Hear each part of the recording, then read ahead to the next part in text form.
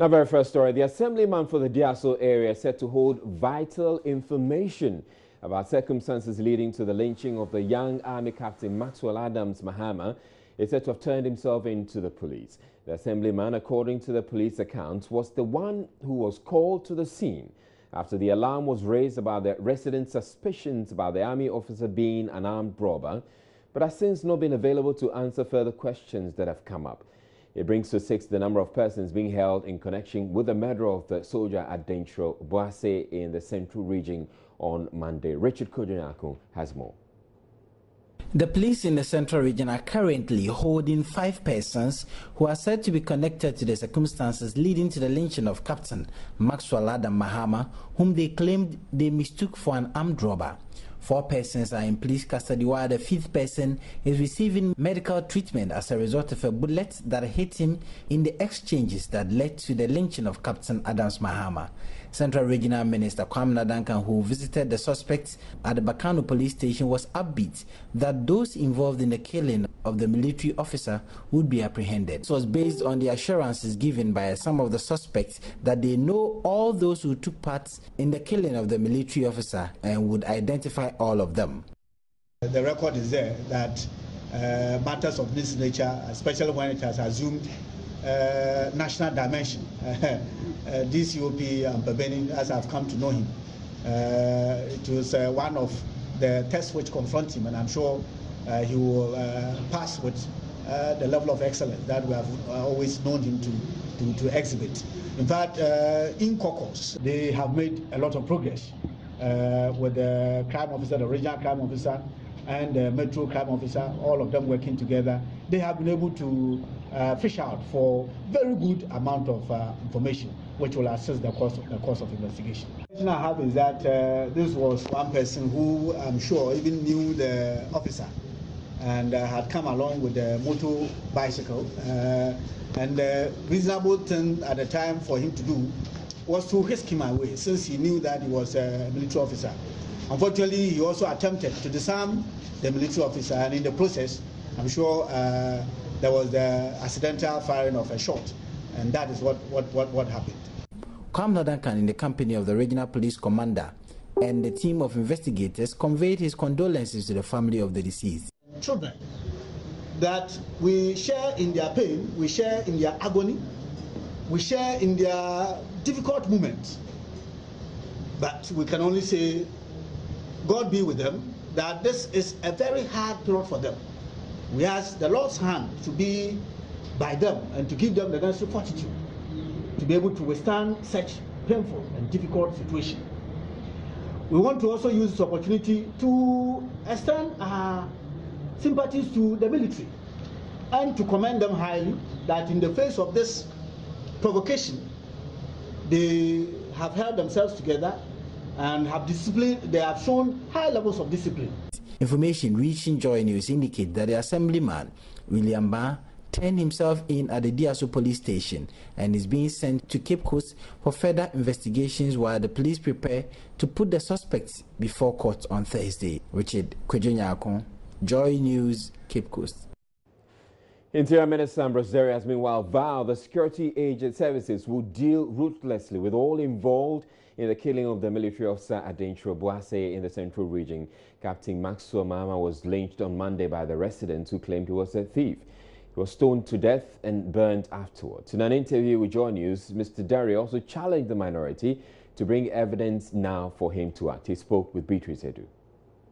It's barbaric, once again, cruel, unjust, and totally unacceptable. It is an act that must be condemned absolutely. And I can assure you that in consonance with what Mr. President Nana Akufo-Addo has said, we are going to pursue the investigation with all seriousness and bring to book all those who are responsible.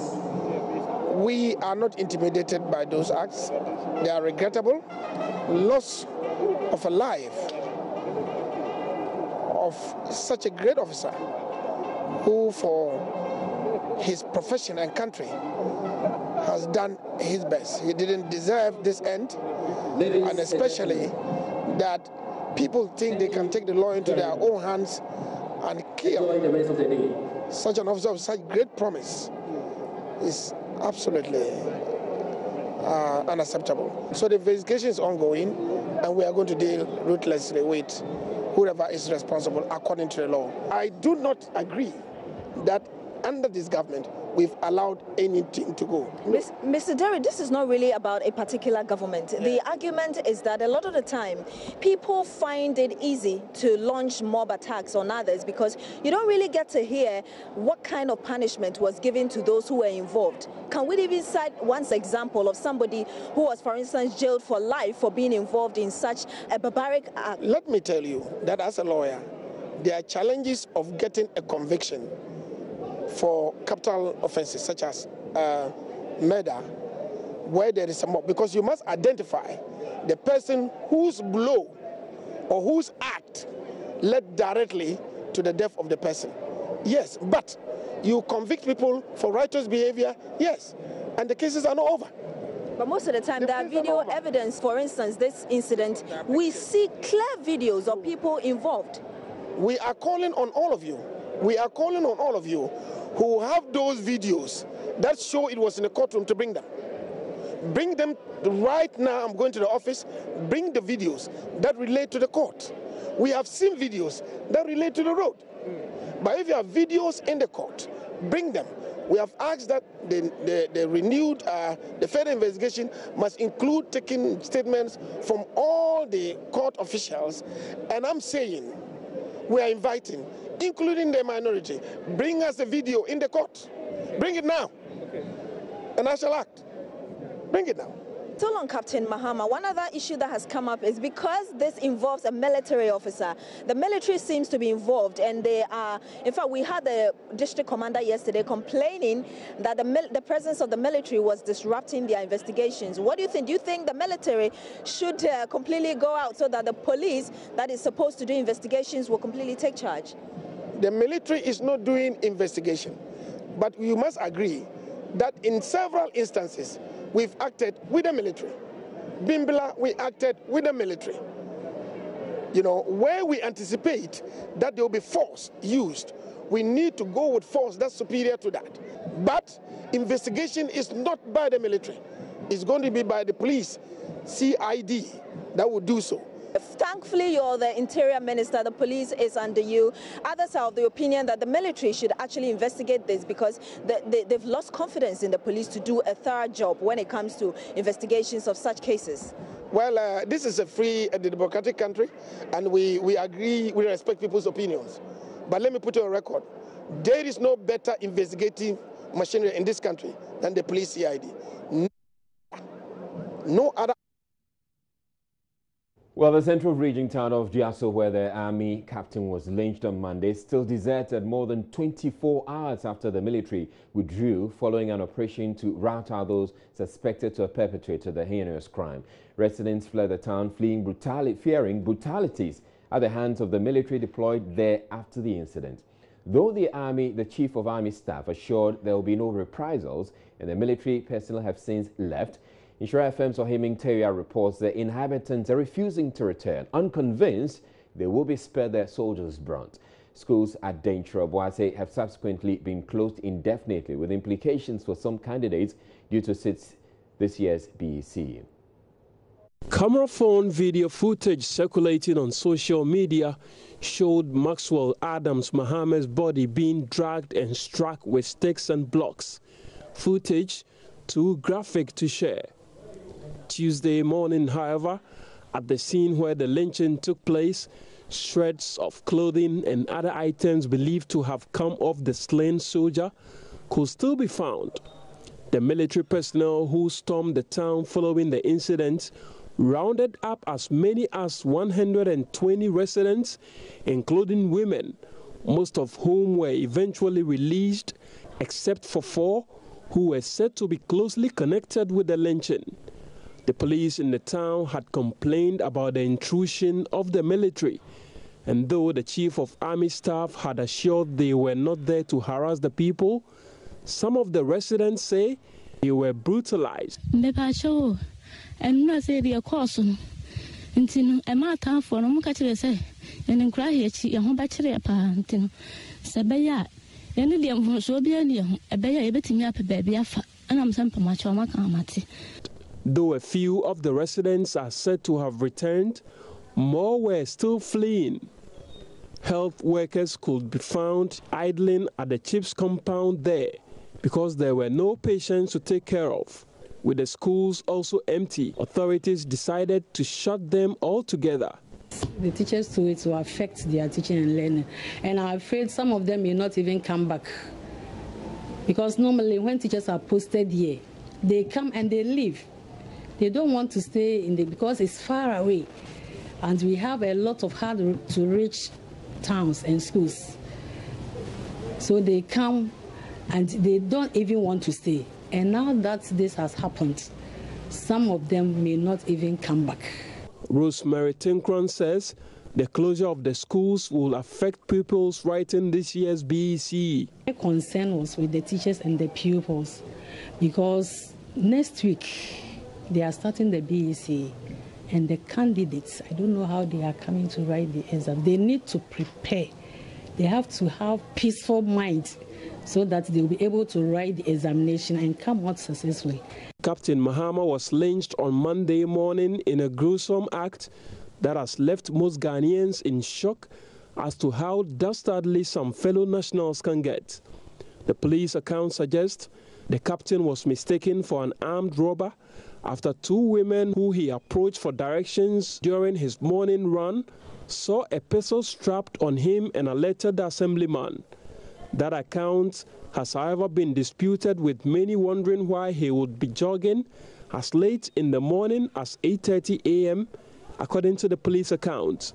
For the soldiers storming the Nchirobwase now, and most of the people leaving the town, it will take time for police to get the possible witnesses to help us speed up investigation. You know, the Nchirobwase is the scene.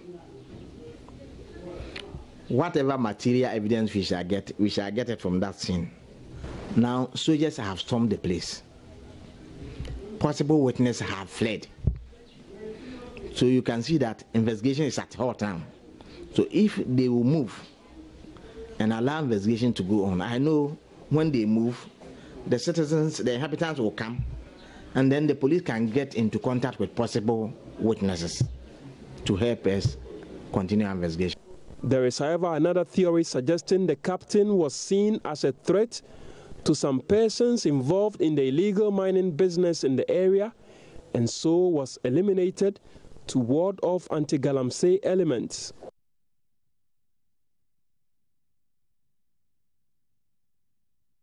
Right, there have been calls for DC for Upper Dintra, West Daniel and Pianim's removal today at a visit to Captain Mahama's family. Vice President Dr. Bawumia has given the earliest indication of the criticism of the DC, and his comments are under review.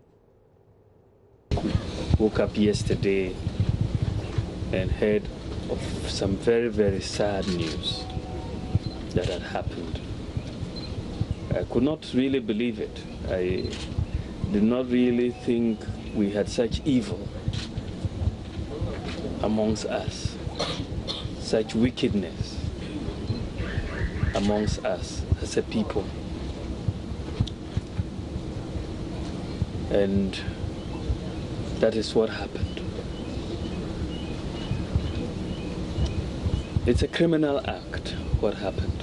There's nothing short of it is criminal, and we will pursue the perpetrators with all the might of the state to its logical conclusion to make sure that justice is done. The president has asked me to extend his condolences, and you will see him in due course. You are in heavy, heavy pain, and pain that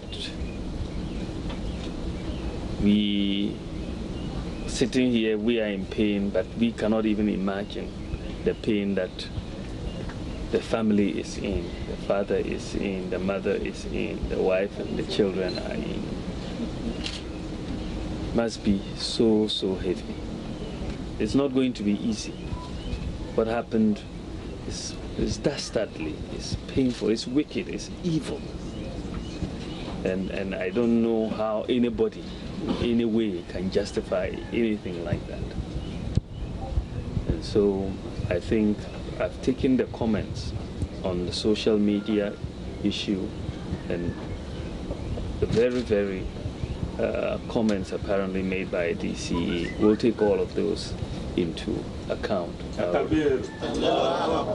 I will report back to the President what the concerns of the family are regarding with social media and all of that, and we'll look at how to attack those particular issues. Right, so let's return to the town where it all happened. Yeah, so we have Ohiming Teria who's on the ground at the moment. Hello, Ohiming. Hello, Ohiming Teria. Hi. All right, so you're there in the town. I want you to share with us the very latest. We're getting some information that the residents of the town apparently have repented for what they've had to do, for what they've done. Yes, Israel. I spoke to a couple of the returnee residents. Some were, even yesterday, were picked up by the military, and they said that enough is enough. They've learned enough lesson from what happened yesterday and the day before, after some of them masterminded the murder of the late Adam Mahama. I have been digging to find out some of these, the real history, the real story behind why. So apparently this is not the first time it's happened. Not at all, Israel. Not at all. I have been digging around to get more information on some of these incidents that has happened here before. And I must say this is not the first time that somebody has been lynched in Denkyira, Obuasi. In 2012, exactly on April 30th, or April 30, 3 men believed to be national security operatives went to Denkyira, Obuasi with one aim of arresting one Malam Opoku. At that time, I was told he had threatened the chief of the town. But unfortunately, when the 3 gentlemen got to Denkyira, Obuasi, the town folks pounced on them. One of them was lynched. One of them was lynched on April 30, 2012. One managed to escape, but another person was captured, but he was lucky that he was later rescued by the police. And even before this incident, few weeks before this incident, the palace of the chief was also set ablaze. So probably this could be the second time in 6 years or 5 years that residents of Denkyira, Obuasi have lynched somebody. So this is not the first time.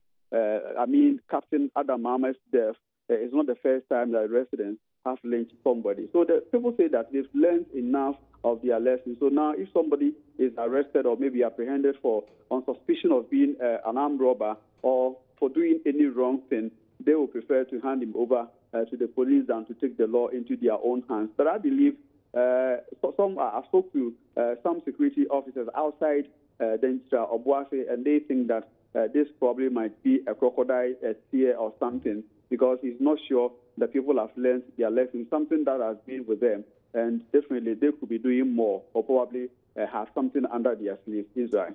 All right, but do you get the sense that these people are willing to volunteer information and surrender people who were involved in the lynching? Not at all, not at all. In the community, those that I met, those that are engaged in a conversation, even when you start to engage them in a conversation, they feel comfortable to pull out. They show that sign of pulling out from the conversation, but you have to, do all your bit as a journalist to convince them to engage you in a conversation.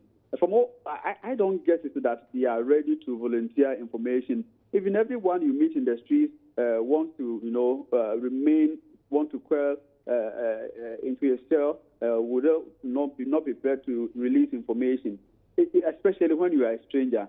So I'm sure it will be difficult, for instance, for police and the military investigative team to be getting more information from the people in the town, except that, I think that the military had the same experience when they went there yesterday, except that they had the opportunity to see a young man who was spotted in the video outside the community and was in the same cloth in the video that they recorded the attack of the late Mahama. So when they called this young man, it was this young man who was able to give them names and clues to who were involved. So I think that it would be very, very difficult for any stranger, in inverted commas, to get information from the residents of the Insha Obuasi. All right. Now, finally, we're also told that the Traditional Council held a news conference. What have they been saying? Yes, the news conference was addressed by Odiamono Chum Barema II, the Kontihini of the Insha traditional area. The message was simple. First, they condemned the murder of the late Adam Mahama, and secondly, promised their support to the investigative machinery, that whatever it will require, the assistance to help in investigating this matter, they will do that. In line with this, their support, they says that they have declared June 4 as a day of mourning within the Dinsha mine or the Dinsha traditional area. This means that all the chiefs and the people of Dinsha will be in black attire. They were clad in black on June 4. This is Sunday. And also they will pour libation to pacify the gods and also pacify the land from this heinous crime. People will take the law into their own hands in Dinsha mine and killed an innocent soul in the person of the late Captain Adam Mahama. And beyond this, they also ask the gods to push whoever is behind his death or whoever took part in this atrocity to report himself or herself to the police in order to help police investigations. And they also say that in any moment that the government intends to send a military delegation or military team to the area to carry out any operation, the district assemblies in these areas should be in the know, and the traditional authorities, if possible, should also put in the know. So these were the messages of the press conference in Israel. All right. Thank you very much, Ohiming Teria. And that was Insha FM's Ohiming Teria. He's been in the Dentro Boise area just to bring us the very latest on this breaking story. The story has been rolling since yesterday. And we'll have more news coming up in this bulletin after this break. Please stay tuned.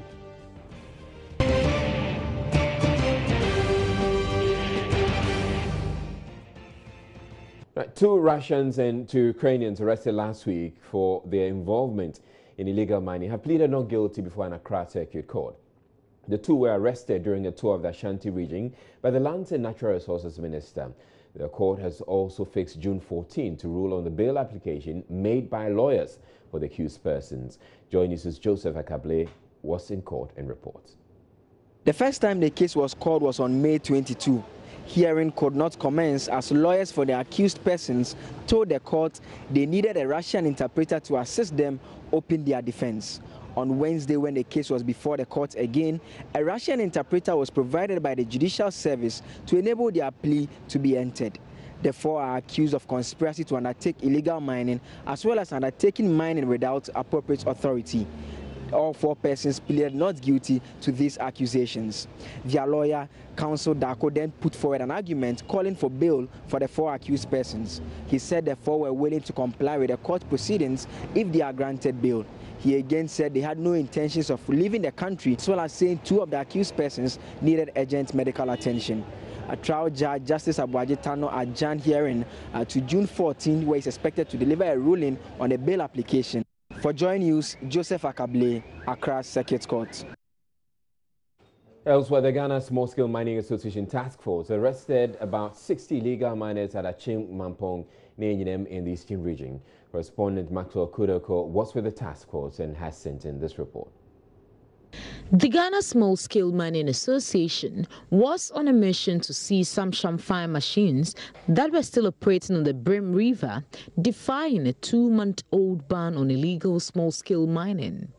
However, the team came across about 60 people mining in a concession that has already been reclaimed. The Galamseyers ignored the task force and were unfazed by the presence of armed policemen. They maintained that they were indigents of Nenyenem who owned the land and reserved the right to use it as they wish. The Nyenem Police Commander Superintendent Asiedu Asamoah, who heads the task force, ordered illegal miners to stop work immediately. He seized equipment, some bowls used to contain gold, and arrested the leader of the group. The task force proceeded to their primary mission and later impounded about 4 Chamfine machines. Today's operation is a well-planned operation in conjunction with the Ghana Small Scale Miners Association. We formed a task force barely about 1.5 months ago to clamp down on the illegal miners within our jurisdiction. 3 days ago, somebody got drowned and then he was removed from the pit and dumped somewhere. So during our follow-up investigations, we realized that there were 3 areas where these people were mining, and that was one of the places that this guy was found dead. And so this morning we came back to decide to seize those machines that were used for the illegal mining activities. But on our way coming, we chanced on another illegal mining activities where about 50 to 60 people were found in a pit. Since it was not part of our agenda, we need to take a prompt action. So I quickly ordered my men and we called the arrest of the owner of the pit. As I speak to you now, he's in my custody, and then we are started investigations as to why he was mining when there's a ban on these illegal activities. A member of the Small Scale Mining Association task force in the Eastern region, Victoria Dubia, indicated that there are about 3,000 Chamfine machines currently operating on the banks of Brim. We want to make sure that all the water bodies are clean and there's no any mess, land degradation and all that. Because these Chamfine people, they also consume most of the lands along the river bodies. So we want them to stop. And it's not like we're trying to stop people from getting their food. We are taking their bread from their mouth, but we want them to stop so that they all come to us, the small scale association. We want them to come and join us so that if there's any need for us to talk to the government to even give us some land so that we can also share among them, then we can do that. But if they can't stop, then it's a problem. From Nyenem, Maxwell Kudoko's report.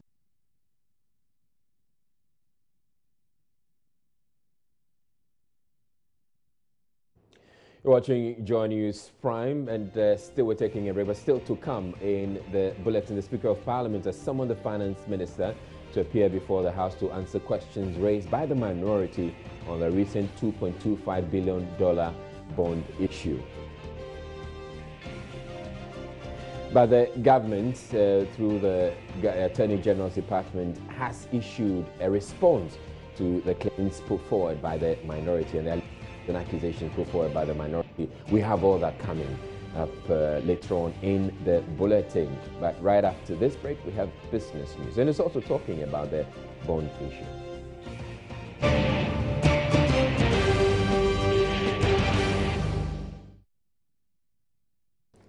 Hello again, good evening. Thanks for joining me on Business. Finance Minister Ken Ofori-Atta is insisting fresh bonds being issued will not end up in drastic increase in the public debt. This follows criticisms the 3-year bond that would be sold this week together with the 10-year energy bond would balloon the public debt, which has reached 127 billion cedis. But speaking to Joy Business on the sidelines of the World Bank Development Finance Forum, the minister said what government is doing would rather end up reducing the debt. We are talking about really is anywhere between $2 and $3 billion equivalent. In the end, I think like A, the capping of the earmark funds, like B, the reprofiling that we did 6 weeks ago, and this goes to the heart of resolving some of the institutional and legacy issues that we need to Honorable, is your reprofiling on track? Because some are also worried that these bonds would push up the public debt. No, they are net neutral. I mean, we are not adding the stock to it. With regards to, let's say, the energy bond that we are thinking of, it's taking receivables that we have legislatively locked in to be able to support that. so you are not creating sort of any new responsibility. Yeah. So it will indirectly go a long way to reduce these debts. It will go a long way to create efficiency so that we will not have to come to the market as often as we do now. My government failed to meet the revenue targets for the first quarter of this year. Fiscal financial data released by the Finance Ministry show government was about 2 million cedis down from what it had projected earlier. The following Business Desk report has more. According to figures covering government operations for the first quarter of this year, the marginal drop in revenue can be attributed to the inability of the various tax types to meet its targets, but with the exception of VAT and tax on oil companies. This has already resulted in concerns being raised about government meeting its end-of-year target of 43 billion cedis and whether it was prudent for it to go ahead and remove some taxes this year. Persons close to the tax authorities are optimistic of meeting the targets, insisting revenue doesn't normally perform well in the first quarter. However, on the expenditure side, there was something to smile about as it ended the first quarter spending 11.4 billion against the 12.8 billion cedis target. The numbers show the government money to keep its expenditure on total compensation and wage within target and not even spending all that was projected, a development that some analysts have said could mean that the state might already be winning the war against rising wage bill and expenditure. Deputy Minister for Lands and Natural Resources, Barbara Oting-Gyesi,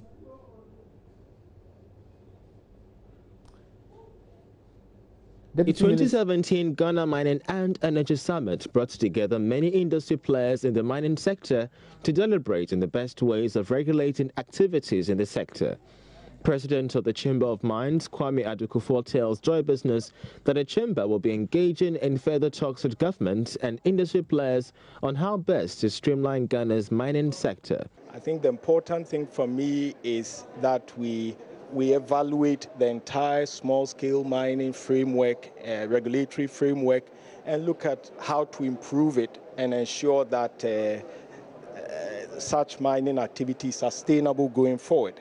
And the Chamber is prepared to support government and, after moratorium, support the small-scale sector in improving the way they operate. So we want to be a partner in this. On her part, the Deputy Minister for Lands and Natural Resources, Barbara Oting-Gyesi, stated the 6-month moratorium placed on the activities of small-scale mining will be maintained and, if possibly, extended until government finds a lasting solution to the Galamsey issue. The government is determined to stop the activities of illegal mining in the country, and this is being witnessed by the nationwide campaign in various forms against illegal mining. The Ministry of Lands and Natural Resources is tackling the illegal mining menace, which we call Galamsey, through a multilateral mining integrated project. The MMIP combines legislation, enforcement of legislation, and civil integrated and technological approach, which is the LECITA model, using multilateral mining integrated projects to bring an end to the Galamsey menace.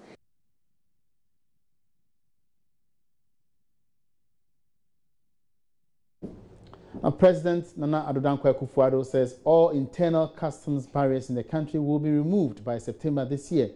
He said this hopes to enhance internal trade as well as make Ghana a business-friendly country and position her as the best investment destination for private sector growth. President Akufo-Addo disclosed this in his remarks at the opening of the 2017 Development Finance Forum organized by the World Bank and Africa Center for Economic Transformation, ACET. The president also reiterated the commitment by his government to begin paperless operations at the ports soon. Effective September the 1st this year, clearance of goods from Ghana's ports will be 100% paperless. And secondly, all internal customs barriers in the country will also be removed to facilitate the movement of goods.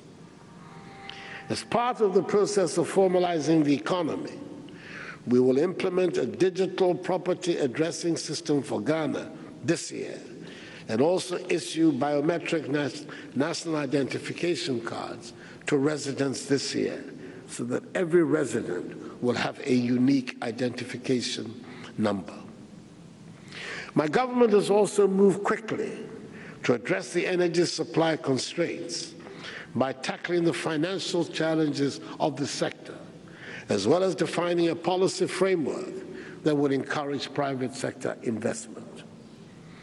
We will very soon issue a $2.5 billion United States energy sector bond to retire the legacy debt in the sector, of the energy sector, and create space for increased investment in the sector. The International Development Association's IDA has allocated $2.5 billion for the development of private sector initiatives in Africa to enhance private sector competitiveness on the continent. The assistance, known as Private Sector Window, was created to mobilize private sector investment in IDA member countries with a focus on fragile and conflict-prone areas. The World Bank made this known at the sidelines of the ongoing 2017 Development Finance Forum in Accra. Innovative ways to improve the energy situation for private sector companies in Africa were also discussed. Ebenezer Sabute has more in this report. 2017 Development Finance Forum is the third in series of annual events organized by the World Bank Group and some development partners in Africa. Its aim is to bring together stakeholders that can transform the risks in private sector development for African countries. Addressing journalists after the opening session in Accra, Vice President of the World Bank Group, Axel van Trotzenberg, explained the earmarked funds of $2.5 billion from the group will help private sector businesses to overcome obstacles in expanding the operations on the continent.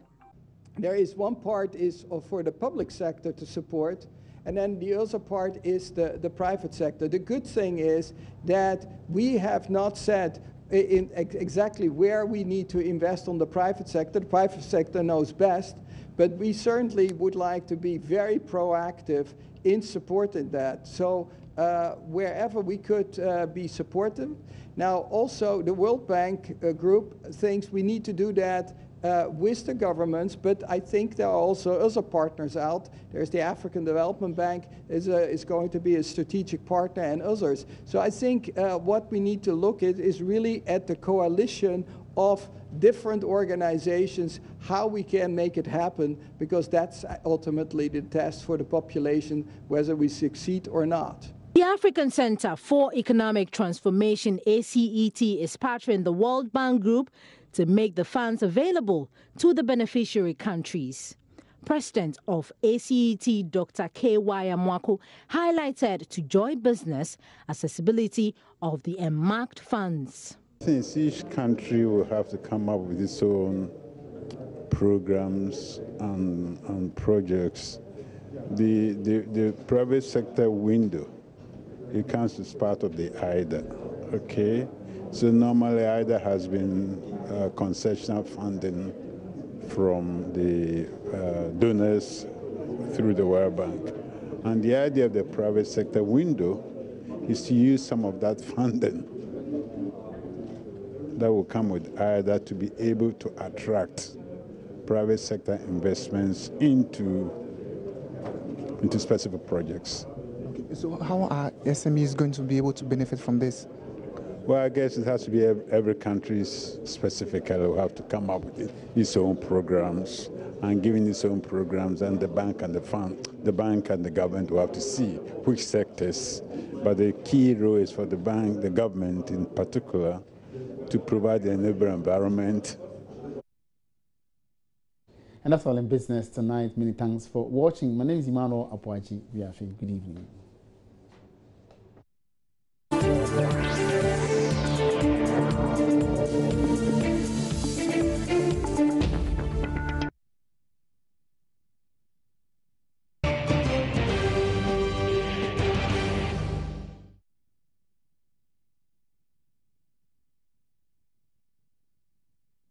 Welcome back to Joy News Prime. Now, Finance Minister Ken Ofori-Atta has been summoned to appear before Parliament to answer questions regarding the recent $2.25 billion bond issue. The minority NDC, citing lack of transparency and conflict of interest, have called for probes into the deal and on Wednesday secured a half-hour motion to compel the minister to appear. He is expected to appear before the House next week. That this Honourable House prevails on the Minister responsible for finance to provide detailed information on the recent $2.250 billion United States dollars, $2.25 billion bond, including the full complements of documentation related to the issuance, the participants, the utilization of the proceeds, and the currency in which the bond was settled. Because this is a matter, Mr. Speaker, of grave public interest. And Mr. Speaker, the Public Financial Management Act and Article 181 of the Constitution naturally would have enjoined the Minister for Finance to have demonstrated respect to this august House by submitting same for the House scrutiny and approval. That has not happened, but we do have official statements to the effect that 9.7 billion cedis of 2.25 billion have been released. We passed the Appropriation Act. Any other expenditure pursuant to it must have the attention of this august House. I know that Shiraj is seized with this matter based on a petition pursuant to Article 2 and other interests. I so move. Mr. Speaker, the preamble of the 1992 Constitution espouses the principle of transparency and accountability, to which the entire country subscribes. The entire country moved to approve in a referendum the 1992 Constitution, which explains why any move for the disclosure of relevant information should be encouraged. Mr. Speaker, we at a point in time sought some information in times past, which space was not granted in this House. But we should move the growing of parliamentary democracy forward.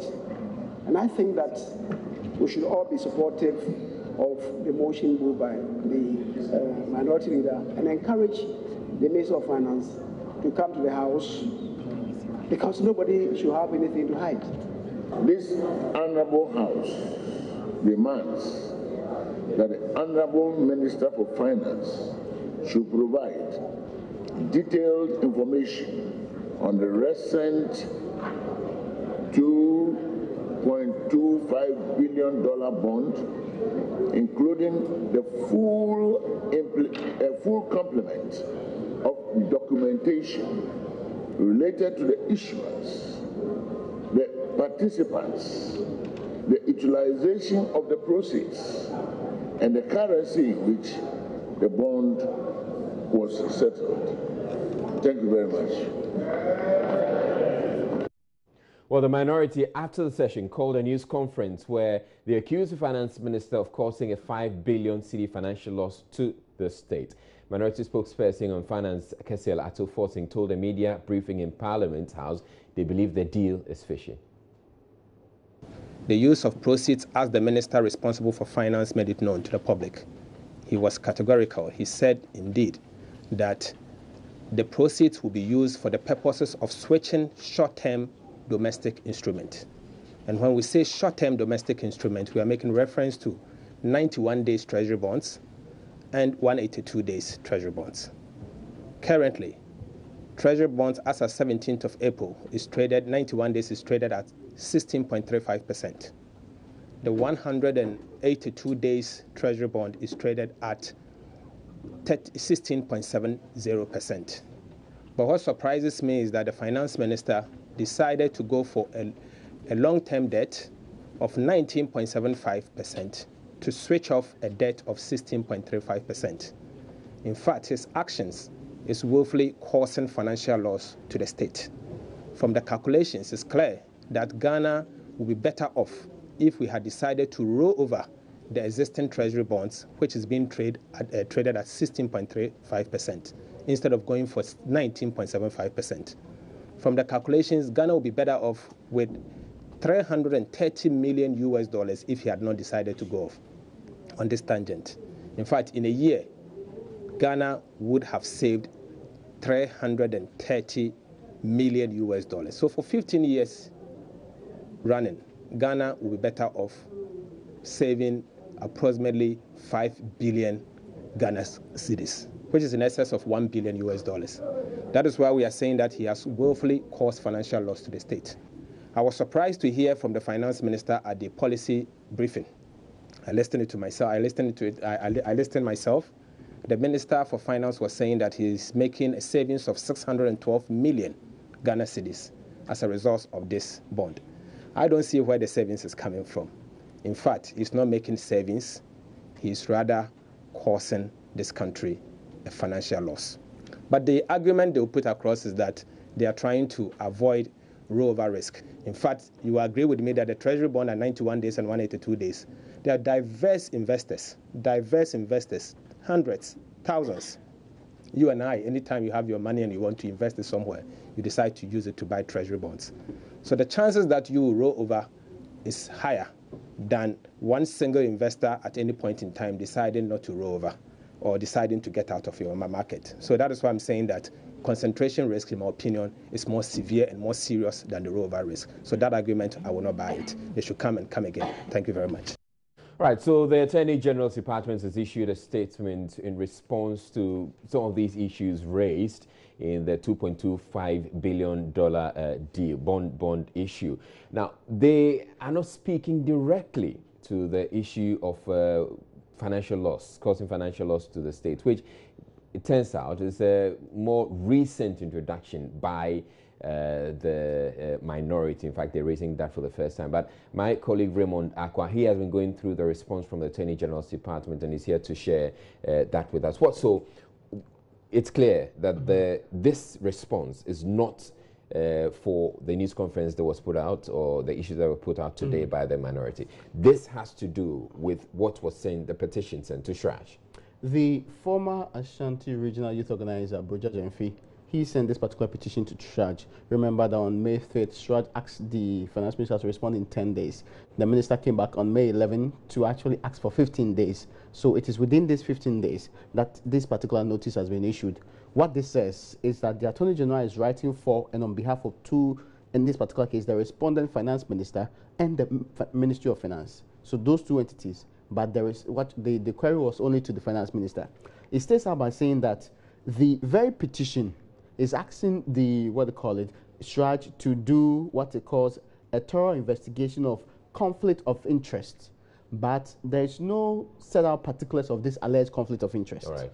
Indeed, it says that they have perused the entire thing. There's nothing alleging that you did this and that, which indicate that you put yourself in the position that your personal interest conflicted with that of the state. That is what they state at first. And it also says that there was no single allegation of a breach of any particular law or rules governing the issuance of the bond. So the very statement before them did not make any specific allegations that you breached this law, you breached that particular law, that is why we want you to be investigated for this or that. In fact, they said that the statement that was issued as the petition actually was based on plain falsehood and that there has been no explicit conflict of interest being engaged in by the, Minister of Finance. The details, let's start with the first one. You know, the first indication was that the bond were not on the issuance calendar.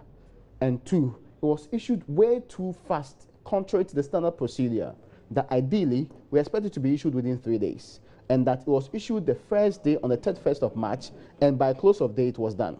They contest that. They say that by the standards that we establish all the time, the initial pricing guidelines for the bond were issued around 5:37 p.m. on March 30 by email, and explain that they don't issue it to the general public There are specific people that they've always issued it to, and make reference to what has happened in the previous government that did same in this particular bond, and moves on to say that the allegation is completely false and misleading. They reject it outright and respectfully urge the Commission to reject it as well. Their reasons are pretty simple. That first, the initial pricing guidelines were not issued by the Ministry of Finance under the regulations. They are issued by the book runners and transaction advisors, which is licensed by the Bank of Ghana. Indeed, these are Barclays Bank Ghana, Strategic African Securities, and Stanbic Bank Ghana. So it says that they, as Ministry of Finance, did not issue that out. Have any hand in yes, so you cannot say that we, because we did not issue it on the procedure that you want us to follow, it makes us actually conflicting, and that we deliberately did that to make sure that we silence all other potential interest parties and give it to only one person. So we cannot be held responsible for that. So that's the answer to the conflict of interest situation that is being on the timing part. They also move on to say that on the occasion of the issue of the bonds in question, the book runners, by a public announcement on 30th at 10:12 a.m. published details to be issued and sent invitation to all investors before the transaction opened. The initial pricing guidelines were issued on the 30th and not on the 31st as was being alleged. And moves on to say that there's a day difference between that. The process used is the same as was existed in November 2015 for the issuance of similar bonds. So you cannot say that, regime, yes, your government did use that process, but when we use the same process, there was everything wrong with that. And makes reference to one important, they said that the settlement date and not the closing date of the bond. In fact, he moves on to say that the allegation that the settlement date was April 3, 2017, and that was not the closing date, is actually what they respond to in this case. Said Bank of Ghana's guidelines stipulate that settlement date for medium to long-term bonds shall be 2 days. So from the 31st to the, April 3rd, they had actually exhausted the period that was supposed to be met for the settlement date. And moves on to say that the single investor approach they are putting to it is also a non-starter, because that particular single investor couldn't, in the position that they are talking about, have influenced the entire entity to choose or invest in this particular arrangement, when indeed that is also a private union which is interested in its own profit and interested in its own money-making venture. The finance minister, they conclude, did not influence the said friend or his company or related entities to do this investment. Right. Thank you very much, Raymond Akwa. There's a whole lot more to that, and it's going to be available at myjoyonline.com, so you can go and check it out. Right, research by the Institute of Economic Affairs, IES, revealed security is the #1 concern of most Ghanaians. About 37% of the 1,641 Ghanaians interviewed in the research are concerned about what they say is increasing impunity in the country, and want President Akufo-Addo to focus on fighting crime and improving the state of security. Matilda Wemega has more. Though the research considered the economy, environment, education, health, and governance, security was of utmost concern to those interviewed. The survey was conducted to assess whether the expectations of Ghanaians are in tandem with government's policies and priorities. Research fellow at IEA, Professor Ransford Jampo, says issues of security and promotion of personal safety also featured strongly. And so that is why I believe most Ghanaians are saying, in terms of priority areas, in terms of government doing something about governance, government should focus more in fighting crime and also improving personal safety. Government should ensure, the security agencies should ensure that in their work to deal with these things, they learn to arrest the right people so that you don't have nolle prosequi being filed. Learn to arrest the right people, the offenders. The respondent also wants corrupt officials to be thoroughly investigated and punished, with as many as 43% asking for immediate steps to be taken to deal with corruption. Per our findings, you have about 43% of the respondents saying that government should concentrate on investigating and punishing corruption. Government should concentrate on investigating and punishing corruption, followed by about 35.4% of our respondents saying that government should appoint an independent public prosecutor. Then 21.6% say government should enforce corruption laws and sanctions. The respondents also say the Akufo-Addo-led administration must expedite measures to fulfill the its manifesto promises in the areas of job creation and provision of free senior high school education. It is about, little more than a quarter of the respondents actually think that government should spend much more time creating jobs. And so that really has implication on the MPP's own manifesto and the budget, which says sowing for growth and job creation. And so that here, people appears to be going along with that kind of viewpoint. And so the expectations on government to create jobs for the people is really very high. The majority of the people, though not the overwhelming majority, 51.9% think that free government should make sure that the free senior high school education is a priority for the year. Now, our former Straj boss, Emil Short, has also been speaking on what appears to be the seeming lawlessness in the country. He described the recent rioting and mob justice as impunity and lack of confidence in the police service. Mr. Emil Short was speaking on the sidelines of the presentation of the survey by the IEA. This whole issue of mob justice, it's mind-boggling. I just sometimes wonder who are the people who engage in mob justice and what is the mentality or the psyche of those who engage in this kind of activity. And is the police doing enough to arrest and prosecute people who engage in the mob justice? Because it's been happening, lynching, it's been happening so often in recent times. And I think that if there's going to be deterrent, the police should be seen to taking concrete action by investigating thoroughly and arresting the perpetrators and making sure that they face the full rigors of the law. So there are so many issues which I think are crying for attention.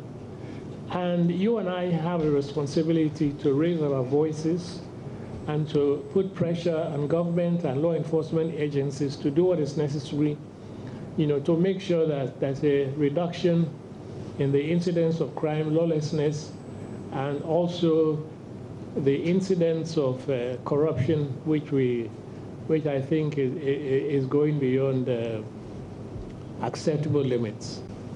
There appears to be impunity and lack of accountability. Every week you hear of a new corruption scandal. $1 million kickback, inflation of contracts to the tune of 40 million, boards of institutions participating in corrupt activities. It's too much. And I think there's the need for the law enforcement agencies to take a firm stand and to address the issue of corruption. Now, I don't think that we should wait for the independent public prosecutor. We have an attorney general and we have a director of public prosecutions. These two officials should be seen to be tackling the issues of corruption before the appointment of an independent prosecutor. And I don't know that the appointment of an independent public prosecutor is going to be the ultimate solution to the problem of corruption. Campaign manager for the New Patriotic Party in the 2016 elections, Peter McMahon, has been responding to some of the issues raised. People's behavior also stems from their lack of trust or mistrust of the security services, particularly the police. So there must be a way out of resolving the police to be independent of their own and be able to act decisively. I have heard others saying the police investigations in previous mob actions have resulted in no prosecutions. So there must be a way out. An audit of the police process could be necessary. We have a police council. What has been their performance of mob actions in previous era? We must audit and find out the obstacles that are preventing them to function effectively. Well, I think now, the outgoing Controller General of the Immigration Service, Felix Yao Sapong, is asking for immigration officers manning the country's borders to be armed so they could effectively control movements there. He told the ceremony to bid him farewell after 38 years. Arming the officers is critical, especially if they are to fend off terrorists. Beatrice Edu has the rest of the story. The ceremony was the first of its kind for a man many described as very kind and visionary. Felix Yao Sapong was also the first to occupy the position of the Comptroller General at the Ghana Immigration Service. The event officially marked the beginning of his retirement. Mr. Sapong also asked for the completion of the e-immigration project to enhance the professionalism of officers. As I conclude my speech, let me at this juncture out for few ideas and issues which, in my humble opinion, should engage the attention of the service. The need to urgently complete and roll out the e-immigration project, which is expected to enhance the business processes of the GIS and inject efficiency and professionalism in its operations. The need to strengthen the border patrols by providing arms and ammunition as well as a modern border management equipment to enhance our territorial integrity and security in the light of current threats of terrorism and other transnational crimes. The event was also marked with colorful display from officers of the Immigration Service.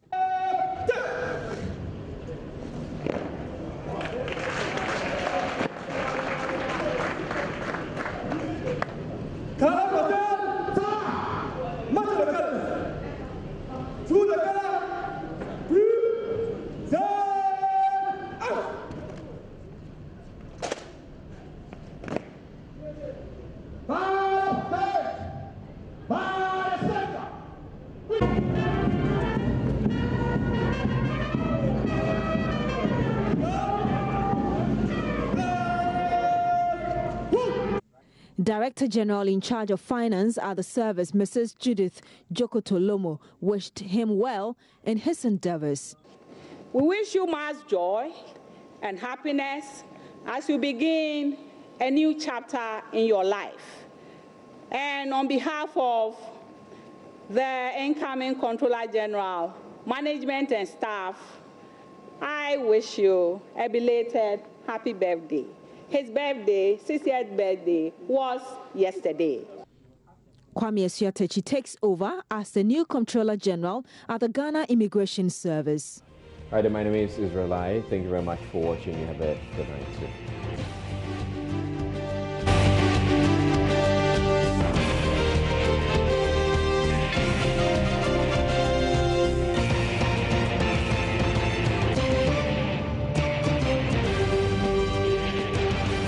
Is Joy News Prime.